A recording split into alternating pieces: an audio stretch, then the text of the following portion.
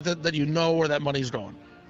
Because there are going to be some scam artists out there, too, trying to capitalize on this and the generosity of people in the Midwest. 402-558-1110, 1-800-543-1110. Hey, Joe, you're on the Tom Becker program. Yeah, hi, Tom. If you listen to Scott in the morning, Scott Voorhees, yeah, he gives you plenty of reasons to understand why the government would benefit from what's going on right now. And I'm just wondering how many people is it going to, or how many more people does it take? Because I believe that most of the people are starting to think that this is government created or it's some kind of conspiracy theory. You know, that's bogus. I'll tell you why, okay? Because I've been up there, and I've not been up that far north, but I've talked to people that have been. You know, we had the lady on from Minot last week, and people from Great Falls and the like. And between the snowpack and the rains that they've gotten, I mean, are you saying that the government created the rains that caused all of this problem? I think that they brought the rain. I talked to Scott about this. I believe that they actually have the technology to bring the weather in here. But what I'm trying to say is how many people collectively does it take to say that it's like a government agenda or whatever until it becomes conspiracy fact instead of conspiracy theory? Well, let me ask you this, okay? Let me ask you this. Just basically what you know about the government in general, how well do you think they could keep a secret like this? I mean, if you've got some mad... It's not a secret. That's the thing, is everybody knows. Everybody knows that the government created all this rain to flood out the property for their own good? Yeah. Everybody knows that. I don't know that. Executive order that Obama put out. So Obama put out an executive order that said, let's flood out the Midwest, let's flood out Montana, North Dakota, South Dakota, Nebraska, Iowa, Missouri. Let's flood them all out.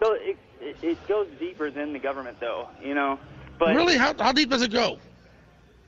I'm talking international bankers, Bilderberg, attending politicians, people who I'm sure you've heard of. Why do they hate us so then? Why do they hate us so? And why do they want all this rain to flood us out?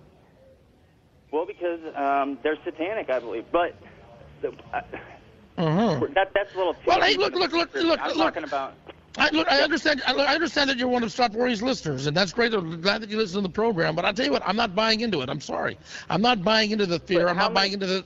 How many people is it going to take until somebody, or until we say, hey, we need to do something about this instead of just debating about it, you know? Okay, do something about what? Okay, because you know what? I see government workers right now doing something about it. I see government workers up there putting up fixing the levees and putting up berms and trying to stop the flooding. I see people that are filling sandbags. I see people that are giving money to the Salvation Army. I see all of this. I also hear guys like you crawling up with your conspiracy theories to radio stations. What are you doing to help stop this problem? What are you doing to help fix it? Trying to spread the truth about it. The truth? Yeah. Give me one documented piece of evidence that substantiates your comments. Well, I could give you several. I'm only asking for one. All right, hold on. Jeez. Okay. Let me just pull up my You got like 30. You got 30 here. seconds. We're almost out of time. You only got like 30 seconds. So hurry up. Just give me one. Look at Katrina, for instance. Look at how that was handled. Okay, you had FEMA. Yeah. Oh, geez, that music means. I'm sorry. That music means I'm out of time. That music means I'm out of time. I'm so sorry. I really would have loved to have heard more. Call Scott's show tomorrow and talk to him about it, okay? I'm out of time. Have a great day. Thanks, everybody that donated. Take care and bye, y'all. On tomorrow's Tom Becca Show. We're back in the studio talking about the firefighters contract and more.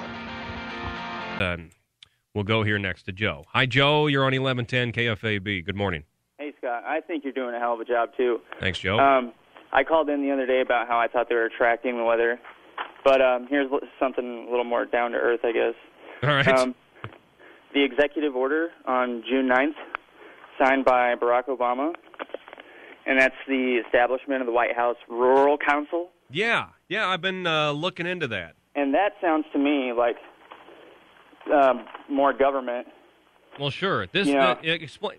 The Rural Council, as far as I can read, is just a way to try and get state and local municipalities and the governments thereof to try and work together for the betterment of the area. And it looks very, very benign on its face, and I guess it just depends as to who's doing the coordinating and what exactly it is they're supposed to accomplish, which has not been made clear in that letter that I read of the president signing the legislation. What do you get out of that? Well, it sounds to me like they want to put 25 different, agencies or whatever in there. And let me just read one of the things it says. It says, right. Coordinate federal efforts directed toward the growth of development and geographical regions that encompass both urban and rural areas. And one more thing. The heads of executive departments and agencies shall assist and provide information to the council consistent. Oh, I'm sorry. Let me read something else. Okay.